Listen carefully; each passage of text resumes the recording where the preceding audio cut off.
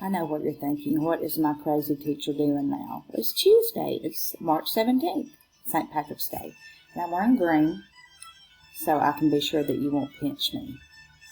Anyway, I hope you have a great day. I hope you enjoy your second day of learning. You can hear in the background that I have Irish music playing. This will be a great day for you to listen to Irish music and dance a jig with your family.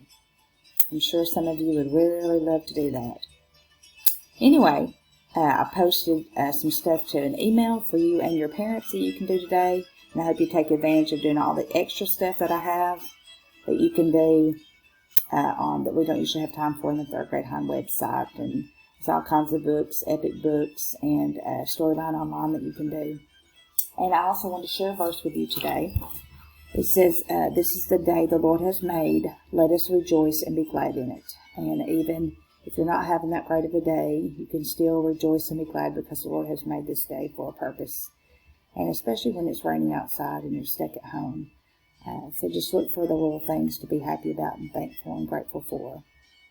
And just enjoy time with your family. And anyway, I love you and I miss you already. And hope you have a great second day of learning. Okay, bye.